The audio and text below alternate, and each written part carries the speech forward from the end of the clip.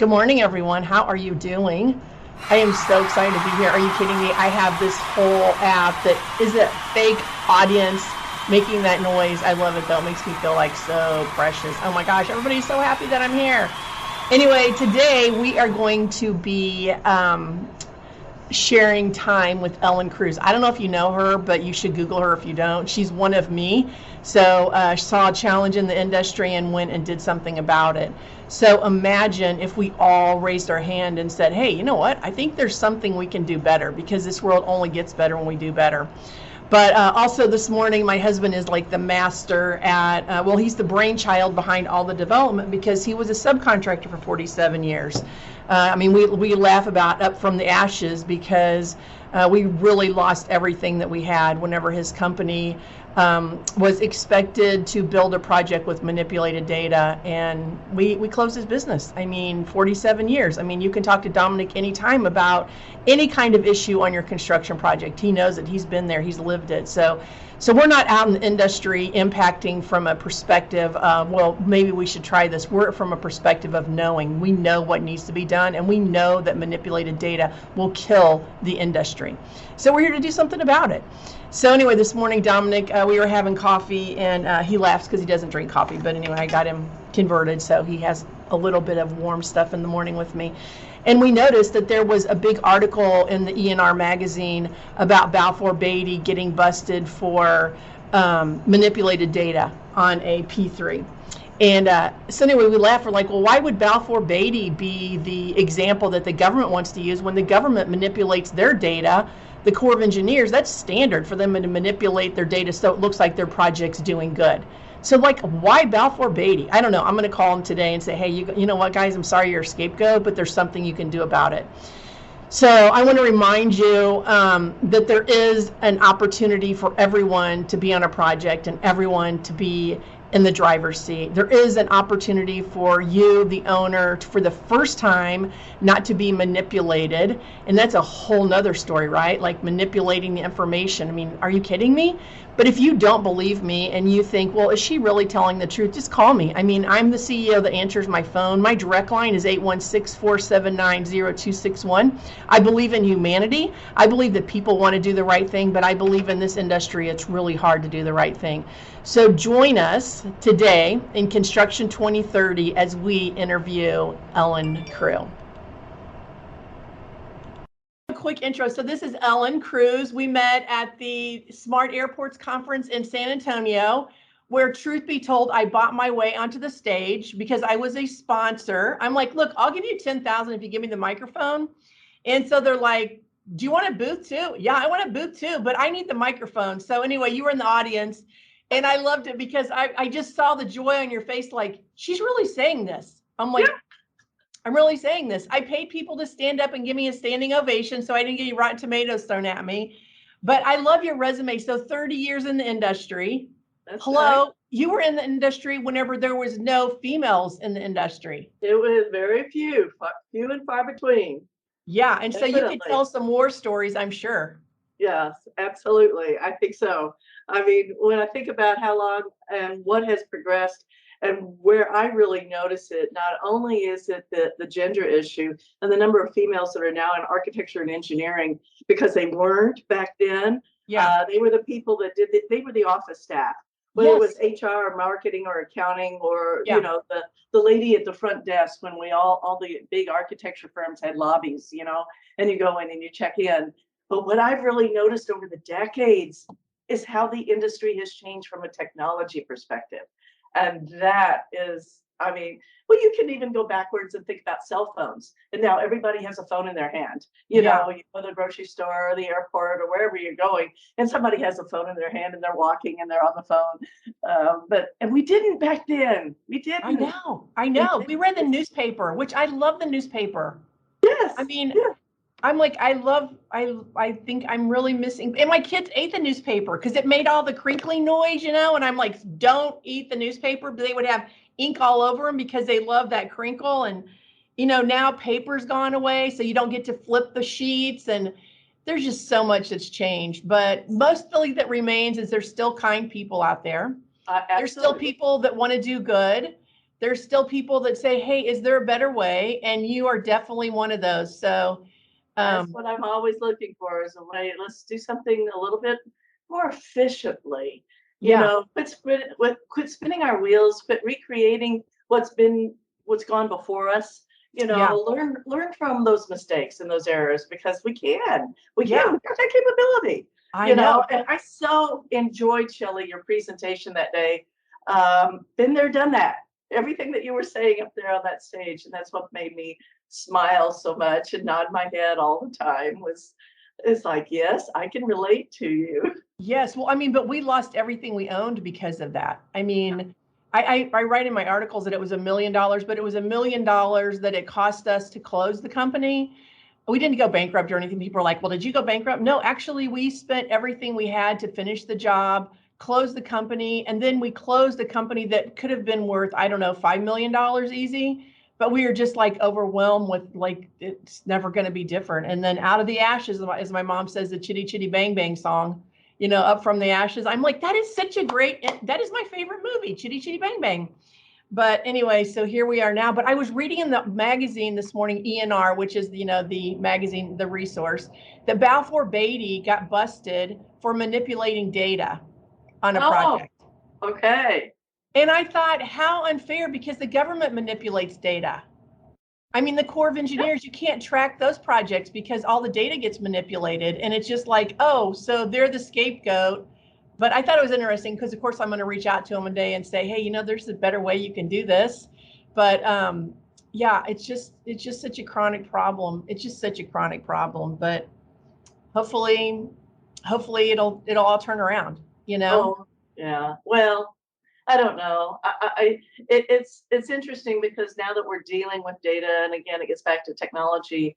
I mean, it was a little, I think, without really recalling what happened 30 plus years ago, I think it was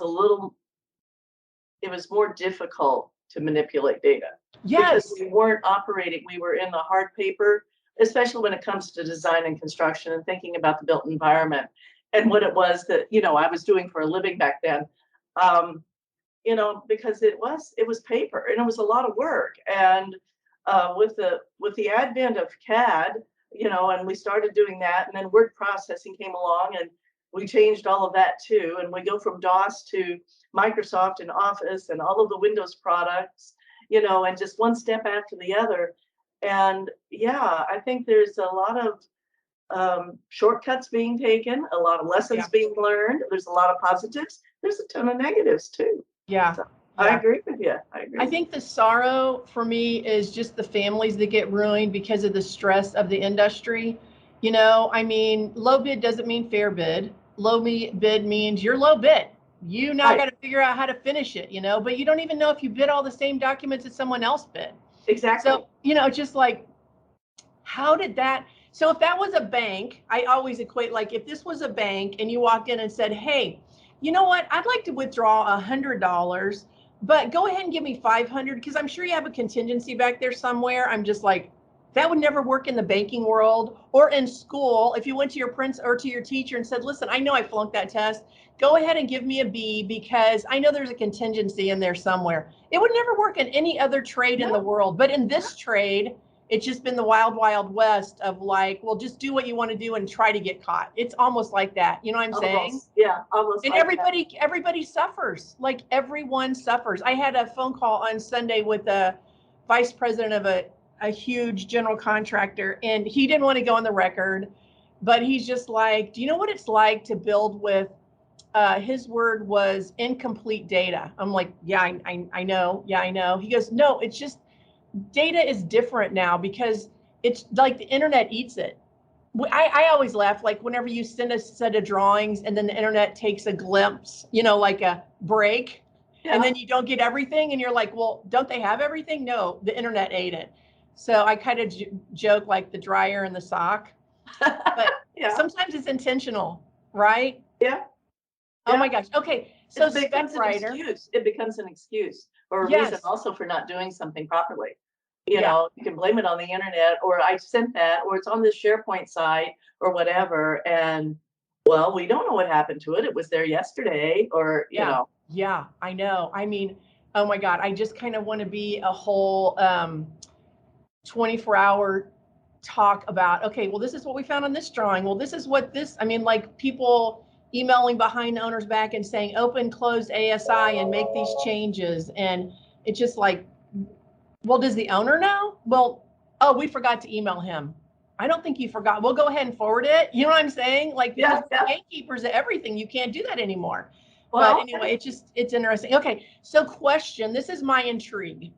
So being a spec writer, and what is your most like thing right now going, oh my gosh, that's so cool? Is there like a really cool thing? I mean, I'm watching the glass thing where the glass is changing okay, color. you're talking about products or something Yeah, when you yeah. said that? Okay. Yeah. Okay. This is so cool. One of the things, and it's been around, it's not new. Well, it depends upon your relativity as far as your timeline is concerned. One of the things that I'm really intrigued about, especially when it comes to security or privacy, is maybe this is what you're hinting at, Shelley, is the glass that can provide that privacy with the flip of the switch. Yes. But again, it's been around for years, the technology, and I'm sure it's getting improved. But there isn't anything, one thing in particular that I see anymore. I think I shared with you that day, and of course that's why I was at Smart Airports, is I primarily deal with our commercial airports. So a lot of the stuff that we put in these projects is the typical what you see, terrazzo floor, the restroom features, and what we can do. And of course now with COVID, everything is truly focused on as much of the touchless, the antibacterial, anything. That is what we're doing or focusing in on now, is how we make our entire environment a lot more safe for all of us that do want to travel or be in these public situations. So there's a lot of that you see the manufacturers are pushing, or they're trying to go that direction. The other thing is self-sufficiency, or you could call it sustainability or environmentalism. What are your power sources, and the idea of ensuring that we don't go down. If there's a power outage, you've got to keep the airports type running, that type of operational thing. So that's the type of stuff that I look for or look at. So it's kind of, you travel a lot, you know what I'm talking about. So you see, those architectural finishes and the things that are the bones of the building. I have one request. Could they make the soap last? I mean, whenever you put your hand underneath there, could they give me more than a little bitty pea-sized soap? I mean, like, I need some soap. So I'm like, in the bathroom. Okay. They have gotten better about the paper towels being a little bit bigger, because it used to be this little bitty piece of paper towel. I'm like, I need to dry my hands, but anyway, it's just like the little things like that now because of COVID that you just are like so aware of. And I want them to work. Yes. I want them to work. But that goes both directions, though. That not only is your custodial staff ensuring that all of those devices, and especially in the restrooms, are full all the time. Yes. So you, as John Q. Public, when you go in there and you put your hand under a touch-free soap dispenser, something comes out. Yes. But it also is a maintenance type thing. Sometimes the batteries go bad or something. And so the maintenance staff has to ensure that those devices all work. It's one thing to specify them and put them in a project. It's another thing to ensure that they continually work and provide the whatever the service is, whether it's soap or paper towel, since that's what you brought up. This is going to be efficient. This is interesting because, we're building closeout from day one. So the specifications for that soap machine needs to get to facilities. Yes. They need to know, like, how do I open this soap machine? So even the minute details on these projects are so critically important. So like, we've got all that. Okay, I have a question. So my futuristic thought, and I don't know, I'm just thinking this. So all of our airports, because we build a lot of airports, it all has the same thing, but they're all in data silos. Like here, this airport over here, so our very first project, the warranty on the glass was changed behind the owner's back. And the general contractor was setting precedents for his world headquarters. It was all glass. We didn't find this out till later. But as they're bidding, Bob Fraser called and said, hey, we're not getting any glaziers. And I don't even know that I say that right. Like after our presentation in San Antonio, somebody told me that it's artisans, not artisans.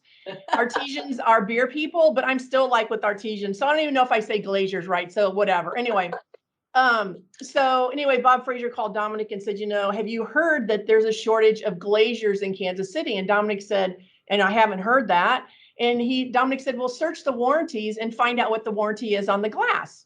So Bob Fraser goes, what do you mean search? And Dominic said, well, we've spent millions of dollars so that in 2 seconds you can get knowledge. So he found out that the warranty had been switched to 50 years instead of whatever it was supposed to be, I think 7. So his glass bids were like, I don't even know, 70 times higher, something ridiculous. Anyway, so the point of my story is that at the end of the project, I was like, how many people actually have the ability to find out what is standard for the glass? How do I know that I am getting what the other airport's getting, right? How do I know? So anyway, I'm playing with this whole idea of, Google. I don't even know. I don't have the big picture yet, but I'm just like, gosh, if I was the director of an airport and I saw a bid that was like, whatever, I would love the power to go, okay, what was the warranty on the glass at the San Antonio International Airport? Yeah, it's warmer there, but I'm down here or whatever. Like, wouldn't that be such amazing power? Am I ridiculous? They are quite a network, believe it or not. Okay. Not necessarily down to the level of detail that you're talking about though right now. But I like to think of them as they feed off one another. They help one another and mentor one another. It is truly, I'll use the word fraternal type of organizations across the board. The relationships that they build, it's just amazing to me. And it's a positive thing. It's a positive thing. But one of the things, and you bringing up warranties is one of the things that I'm finding anymore. And you have the owner side, and then, of course, the design team, and then you've got the construction team. The owner might want something, the owner being the airport in this particular case, and whether it's an extended warranty, like what you're describing with the glazing, or just something standard, is that things do get changed all through all these phases of the work. And so if the owner doesn't have an active voice at the table or gets this feedback, voila, there's a surprise at the end that he didn't get exactly what he thought he was buying. And that is a really big concern. And sometimes it happens with him knowing, and he just loses. It's almost like it's a voting process. And the owner says, I want X, but the design team and the construction team say, no, we really have to do Y, and it becomes, who's paying the bill? You would think the owner would always win out on buy what he wants. But it's not necessarily the case. And it doesn't have to be our commercial airports that fall into that category. That doesn't matter what industry it is. Right. It happens, and I'm sure you see it too. Oh yeah, we see it. I mean, sometimes I go to bed at night and I'm just like, how do the owners of the airports even sleep at night? I don't, or whatever project we're doing. Like, we built a non-nuclear facility, $1 billion project, and we were talking yesterday. So we've had 1,500 projects, and we've only had one that had litigation. One out of 1,500. But you know what the one was from? It was a project, and I'm not going to say where because I don't. Yeah. Oh, please don't. Anyway, but the general contractor was mandated by the owner, and the general contractor said, no. We're at least going to get our way with the email and change orders. We're just going to use email for change orders. And so we're sitting at the table and we're like, that's going to cost you so much because nobody can track that. $8 million. Wow. Yeah, the general contractor called me, and because they were trying to be asses. People don't like to be told what to do, but in this industry, just shut up and do it. But anyway, so it was so funny because this contractor really pushed back in the beginning, and really we had a battle getting the documents and doing what we needed to do. But anyway, so I get this phone call and he says, Shelley. I'm like, yes. I'm like, can I help you? Because, it was just funny. Anyway, he goes, well, I'm standing here with blah, blah, blah. And they put a security system in this courthouse that's from China. It wasn't spec'd. And I'm like, okay, what do you want me to do? Well, I need you to tell me when they got the approved specification. I'm like, well, it's 2 seconds right here. Click. Here's his name. Here's what time he got it. And here's what he had. He goes, it would have cost me millions of dollars to find out what you gave me in 2 minutes. And he could have done it himself. He could have clicked the button and had the whole thing, but I don't know if he wanted me to be a witness or what. And I was just like, that was really, really weird. So the subcontractor had to pull out all the security system, but it was his own fault because he had the information he needed in order to do it. But in the past, he's been able to get away with substandard or sub whatever because there's been no way to hold him accountable. So I was just like, wow. So I went home that night going, I don't even know what just happened. Well, I found out that was a general contractor that $8 million they lost because they were tracking changes in emails. I mean, they were sending change orders through the email. I'm like, oh my gosh. But anyway, it's those kind of stories that I'm just like, God, can you imagine what it would be like to have to sleep at night without NyQuil? I don't know. Yeah. Yeah. Okay, so what's your next conference that I'm going to see you at? Oh, I don't know. Where are you going to go? I haven't got anything truly. I'm going to be at Salt Lake Airport. So I need to send you info on that. Salt Lake City is going to host the IFMA Airport Council in May, the first week of May. Okay. So I know definitely that I'm going to be there. Okay. Something I need to get you involved with. Well, I'm going to sponsor, I'm in the middle of this huge conversation with AAAE for construction. I honestly don't even know the details. Chelsea's handling it, but I'm like, the only way I'm going to sponsor is if you give me the microphone. And don't tell me that I can't have the microphone because all the other big companies are sitting up there on the stage and they all paid to be a sponsor. So give me the microphone. I'm impacting the industry. So either I get the microphone or I'm not going. That's my new thing. Like, I'm paying my money. Yes, I'm saying things that are uncomfortable, but this benefits the industry. So where are you heading next? I don't know for sure. I mean, I spent 2 weeks in Thermopolis, Wyoming. Okay. So I'm buying a laundromat in Thermopolis. Is that hilarious? Well, what I found out is my genius is not when I'm sitting here at my office. My genius is when I'm working. So anyway, I love cleaning stuff. So Sugar and Papa's Laundromat's launching. My daughter's buying a motel there. It's just this place that I needed a stress release. So I'm like, okay. So I don't know. I don't know where I'm going to be next. I know that my schedule's filling up because my goal is just to get in as many places and help the industry not ever have to be my husband's suffering. Well, I can tell you airports at work, that's an ACI. I assume you were also visiting with the ACI. Yes, I am. That's late April. So I'll probably be there. I've already mentioned the IFMA Airport Council. That'll be the first week of May. Okay. And then AAAE is in Seattle the first week of June. Yeah. So hopefully we'll cross paths at least one of those. Yes, I will be there and we will be like laughing about, oh my gosh, that was so much fun. Let's go change the world. That's what I'm saying. Well, we really need to do stuff like this again, seriously, yes. And visit. It doesn't have to be a recording. I just love being able to talk to somebody like you and everything that you have experienced because I thoroughly enjoyed your presentation, Shelley, that day, whether your husband did or not. It was funny. Yeah, I love it. He's just Mr. Certainty and I'm Mrs. Uncertainty. So perfect. Yeah. Okay, well, I'm going to let you go. I appreciate you so much. I appreciate your championing. Is that it? Championing? You're close. You're close. Yeah, me at the conference. Because, sometimes standing in front of a microphone, your mouth dries out. And you're just like, pretty sure my body's going, what are we doing? But you got to do it anyway. Yeah. You take care. Stay healthy, okay? Yes. I'll talk to you soon. Thank you. Bye-bye.